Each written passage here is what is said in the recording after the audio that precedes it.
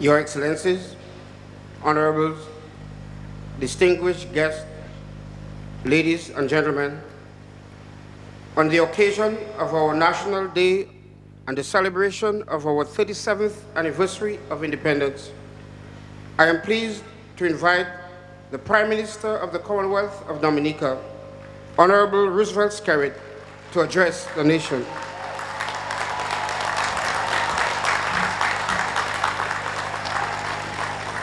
Thank you. My peace I bring you. Peace I bring you, my dear brothers and sisters. And as the good book says, look not upon me, but upon him who has sent me. I'm sounding like Bishop Skerrit. But I am preparing for my true vocation of one day leading a church. And I think I would like to have Tony Astafan and Lennox Linton sitting on the same bench next to each other.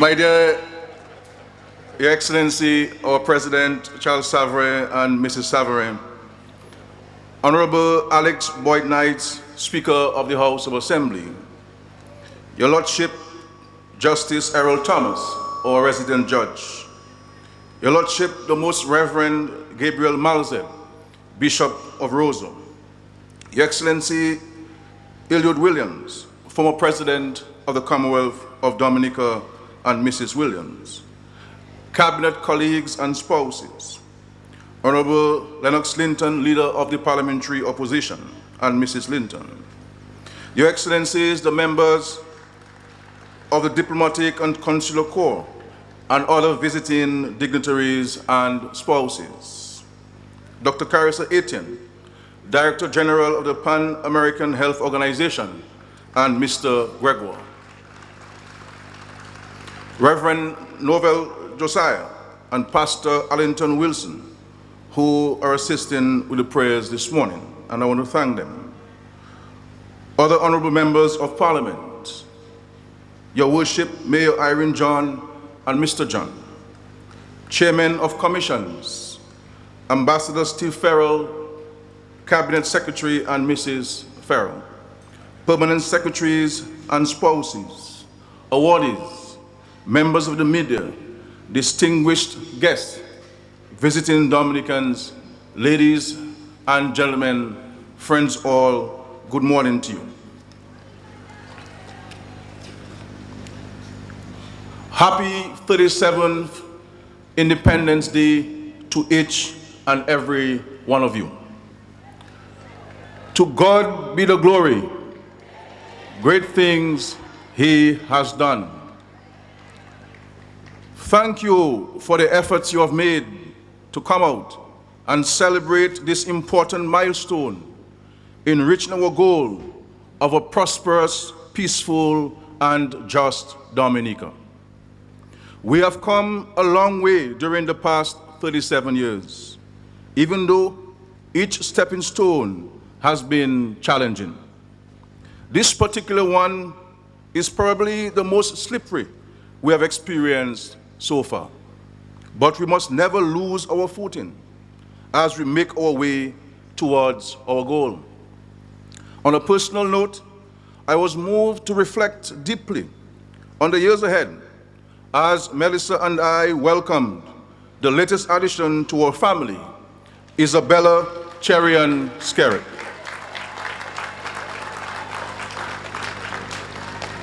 Who was born at 11:30 p.m.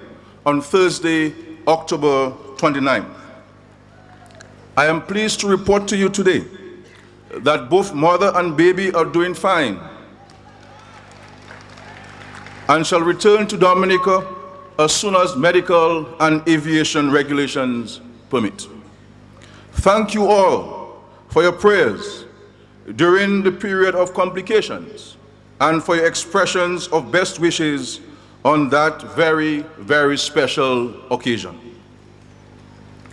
Notwithstanding my excitement, I am still torn as I grapple every day with having to comfort families in Dominica who have lost their loved ones, as well as returning those families who were displaced to a level of normalcy. This has been my preoccupation even while I was away for the past few days. Distinguished ladies and gentlemen, in normal circumstances on this occasion, I would dwell almost exclusively on performance reports from various departments of government and evaluate progress made in our quest to fulfill the mandate given to us. I would focus on how, as a nation, we have responded to the challenges of the 21st century, and in particular, since the Great Recession of 2008. But on 27th August 2015, we got a wake-up call. Tropical Storm Erica paid us a most unwelcome visit, bringing with it unusually heavy rainfall over an extended period, which resulted in intense and rapid flooding and numerous mudslides. This country suffered extensive damage related primarily to infrastructure, housing, and agriculture sector. The worst occurred in the villages and settlements situated near ravines, rivers, and gorges, with the south, southeast, and the west registering the highest impact.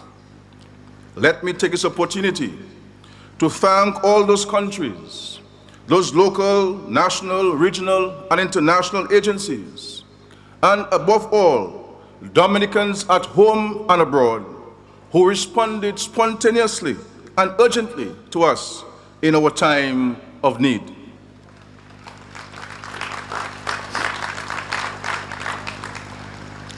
I can certainly say that your contribution was invaluable to the success of our recovery efforts immediately after Tropical Storm Erica. With our collective efforts, within a few weeks, Dominica was open for business. I am delighted to inform you that every ministry has taken on the task of rebuilding Dominica with enthusiasm and commitment to serving the people of Dominica. The responses of ministries and related agencies to the challenges left in the wake of Tropical Storm Erica have boosted my confidence in the ability of our people to overcome every obstacle that beset us. I salute the people of Dominica, for each of you went about the business of initial recovery with creativity and responsibility. This further demonstrated our willingness to bury political differences and pull together. Ladies and gentlemen, after the passage of Tropical Storm Erica, it was vital to have an urgent assessment of the damage to serve as a basis for planning, responding, and rebuilding Dominica in a structured and sustainable way. I am therefore eternally grateful for all those who facilitated the production of the Rapid Damage and Impact Assessment Report, prepared by the World Bank in conjunction with other development partners and with support from the government of the Commonwealth of Dominica. These included experts from regional and international organizations, namely the Caribbean Disaster Emergency Management Agency, the Caribbean Development Bank, the United Nations Development Program, the United Nations Entity for Gender Equality and Women's Empowerment, the United Nations Children's Fund. Support was also received from the Pan-American Health Organization, the UN Food and Agriculture Organization, the World Food Program, the Red Cross, the OECS Commission, and the University of the West Indies. The Rapid Damage and Impact Assessment Report concluded that the total damage and loss amounted to EC $1.3 billion, the equivalent of US $483 million, equivalent to approximately 90% of Dominica's gross domestic product. The majority of damage was sustained in the transport sector, 60%, followed by the housing sector, 11%, and the agricultural sector, 10%. To date, out of a total population of 72,340 people, 14 people were confirmed dead, 16 are missing, 574 are homeless, and 1,034 evacuated, with approximately 7,229 impacted by the event in special disaster zones. Today, I once again express condolences to those who have lost loved ones and extend my sympathy to all the victims of Tropical Storm Erica, and pray that God continues to comfort you in this time of loss. I renew the commitment of my government to do all in our power to assist all those of you who have been affected. Dominicans, friends, well-wishers, Tropical Storm Erica caused a major setback to the progressive development of this country. We pointed out clearly in the 2014 manifesto of the Dominica Labour Party and in the subsequent budget presentation that the productive sectors, infrastructural development, and the social sectors are critical to the sustainable development of Dominica. The reality is that these sectors were all battered by this adverse weather system. In order to get back to where we were before Tropical Storm Erica struck, we have to source at least US $88.2 million for the productive sectors, US $334.55 million for infrastructure, and US $60.09 million for the social sectors. Ladies and gentlemen, we have been forced to go back to the drawing board and rethink our entire strategy. A considerable amount of time and energy has gone into reassessing needs, drawing up new priorities, and strategically realigning our fundraising and expenditure to keep Dominica afloat. We have had to revise the strategic objectives as presented in the 2015-2016 budget address, indicating the target of 5% economic growth, reduction of unemployment from 15% to 11% by the end of 2015, and the target of poverty reduction from 28% to 15% by 2020. Similarly, the substantial damage caused by the storm to our major roads and bridges has set back planned infrastructural development projects and programs. The way forward is therefore to review what was planned against what is needed and decide on priorities within those needs. Since efforts and energies are to be concentrated on rebuilding and rehabilitation, some elements of implementation of the public sector investment program will have to be deferred. Expert technical advice was solicited in planning the resettlement of affected communities, particularly those of Jubic and Piditsaban, to ensure that all factors, including social and psychosocial, were considered. I can report that a number of interventions have been made, including site visits and assessments, to determine the suitability of those sites identified for relocation. The government of the Bolivarian Republic of Venezuela pledged to make available 300 houses to us for the relocation effort, 50 of which have already been received. I am pleased to announce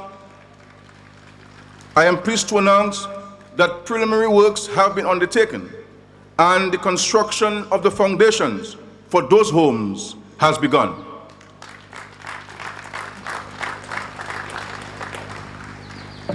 With respect to national physical development and land use planning, government will place greater emphasis on the national land use policy approved by the Cabinet in May 2015. Hence, completion of the National Physical Development Plan and the Public Education and Communication Strategy has assumed higher levels of priority. During the storm, significant damage was also inflicted on the housing stock in various communities across the island. However, in record time, volunteers, coordinated by various ministries, succeeded in relocating citizens made homeless by the storm to shelters and secured alternative accommodation with residents of various communities, including the evacuated residents of Jubic, Piritsavan, and Paradise Valley. As of 27th October, there were 136 individuals living in 4 guest houses, 153 in government-designated shelters, and 26 at the Mount Carmel home in Mount Daniel. These efforts have also been supported by the provision of relief supplies to all shelters, affected communities, and individuals, with the contributions government received from individuals, groups, organizations, governments, and countries, both regionally and internationally. The biggest public challenge following Tropical Storm Erika was the lack of access to potable water. However, by October 21st, the Dominica Water and Sewage Company Limited, DUWASCO, reported that 86% of water systems have been restored, thus providing water to about 93% of the population. Ladies and gentlemen, notwithstanding the challenges posed by Erika, all is not lost. With regards to agriculture, despite the considerable damage to feeder roads and to crops in the field, this sector is showing very good and encouraging signs of recovery post-Tropical Storm Erika. And I am encouraged by the early signs of resilience of our farmers. Reports indicate that the sector is maintaining levels of coffee, cocoa, and banana production.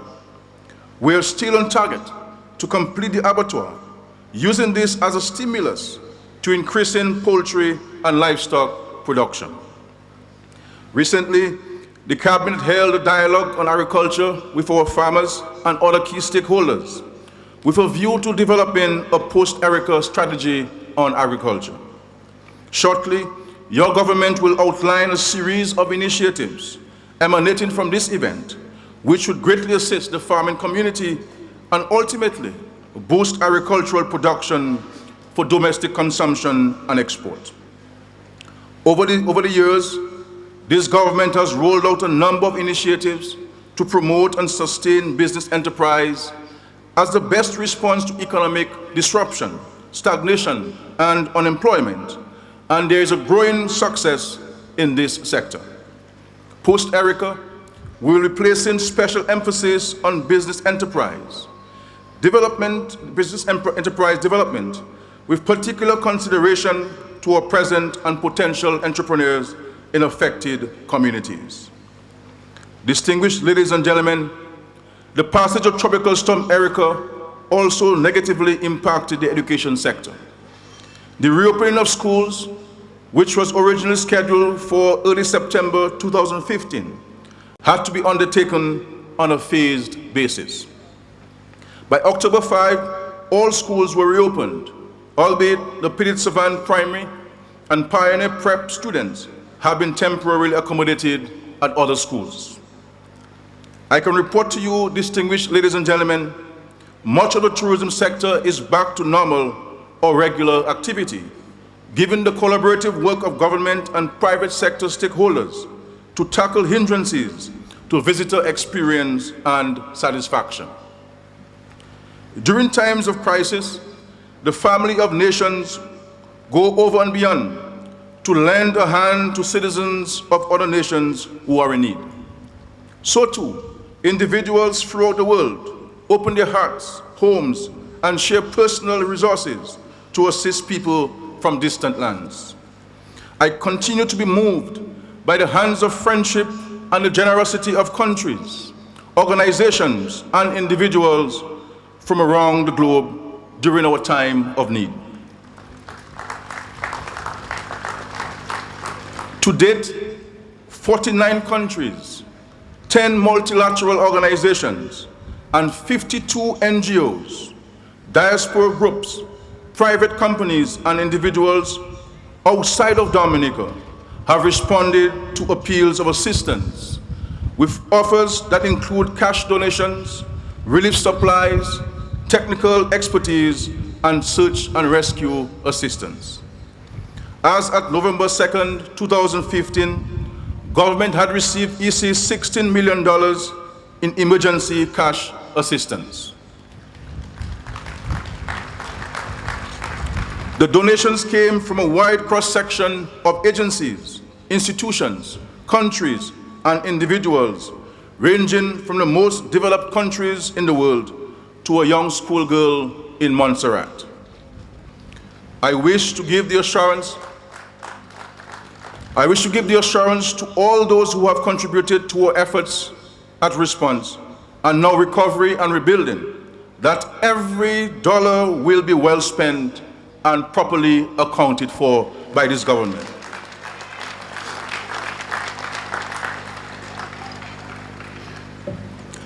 My dear friends, as you will well appreciate, this is merely a fraction of the estimated $1.3 billion needed to address the damage.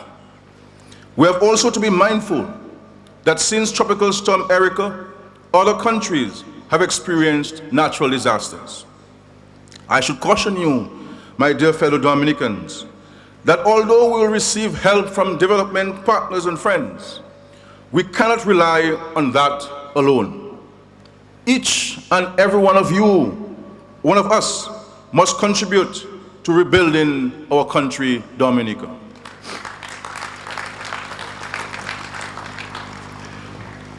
We Dominicans must have a positive attitude every time. We must put our shoulders to the wheel, and we must lead the rebuilding of this, our country. As I'm reminded of the words of John F. Kennedy, of blessed memory, and I quote, "Ask not what your country can do for you, ask what you can do for your country," end of quote. Fellow Dominicans and friends, I appeal to you to join me in rebuilding our nation. We may be hard-pressed, but we are not crushed. We may have been knocked down, but we are not defeated. We may have been set back, but by the grace of the Almighty God, we are going to rebuild the new Dominica, and we shall build it together, my dear brothers and sisters. In this, our 47th year of independence, we must ask and answer these questions. What can we learn from the mistakes of the past? And what can we do as individuals and as a country to mitigate the damage in the future?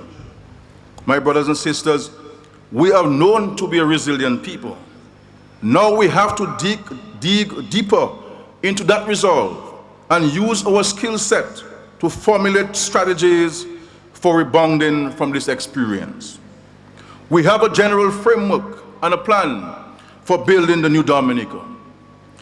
This is embedded in the spirit and content of the Growth and Social Protection Strategy and the 2014 Manifesto of the Dominica Labour Party, the national discussion it sparked, and that renewed determination that Tropical Storm Erica triggered in us. That framework is grounded in the profound realization that no matter how noble our intentions, we cannot deliver on our promises and programs unless we have the resources to do so. Therefore, in moving forward, we must continue to create equal opportunities for economic empowerment. Since independence, we have invested heavily in education and training for children and young people. More recently, we have made that education more relevant by including technical, vocational, and business components. Every young Dominican now has access to primary, secondary, and tertiary level education. We have even gone further in providing packages of support for potential entrepreneurs to help more Dominicans spot business opportunities and capitalize on them, or just become more thoughtful and productive workers. We have now to call all this training, experience, and exposure into action.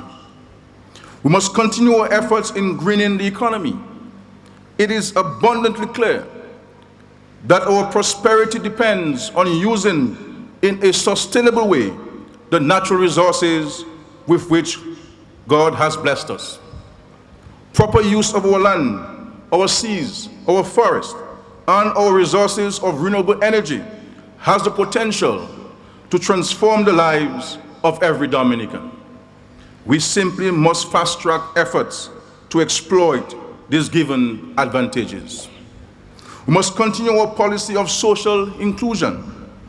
The lesson we have learned from our history is that even though the resources of our country may be bountiful, unless they are equitably distributed, the masses will remain poor. The well-known policies of social inclusion that we have adopted in the Commonwealth of Dominica will ensure that what we produce will be more justly shared among our people. As many have practiced since August 27th, we have to become and remain our brother's keeper. We have to be concerned about the plight of our fellow men and be willing to lend a helping hand whenever and however possible. Fellow Dominicans, on this auspicious occasion, the government of Dominica continues to recognize, support, and honor Dominicans far and wide who have distinguished themselves in various fields, whether in Dominica, in the region, or the wider international community.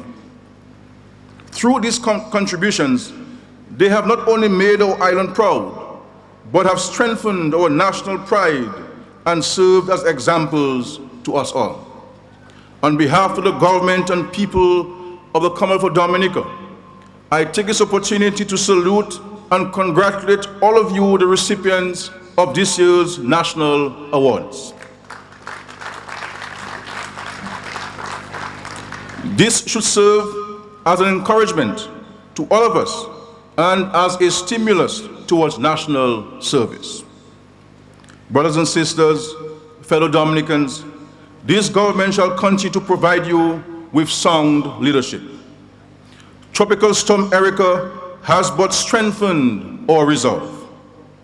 I therefore give you my unwavering commitment and that of my government, your government, to treat the disaster triggered by the Tropical Storm Erica as an opportunity to build back better.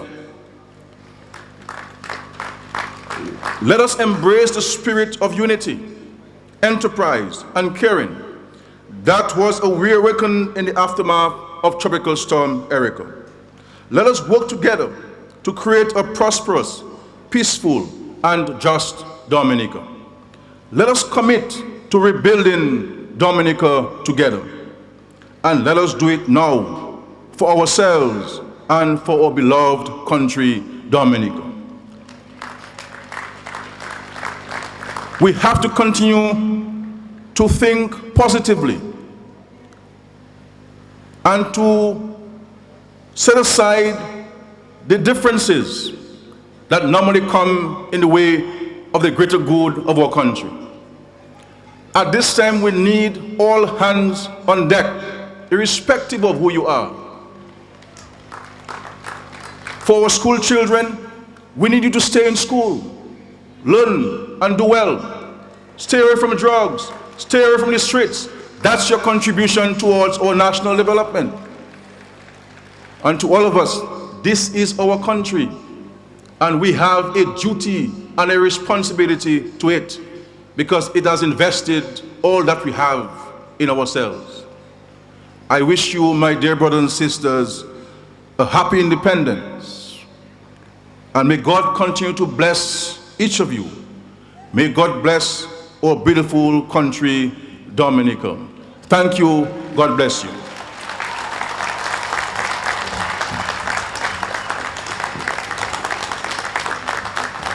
Thank you. Thank you very much, Honorable Prime Minister, for this address. It was definitely an inspiring one to the nation.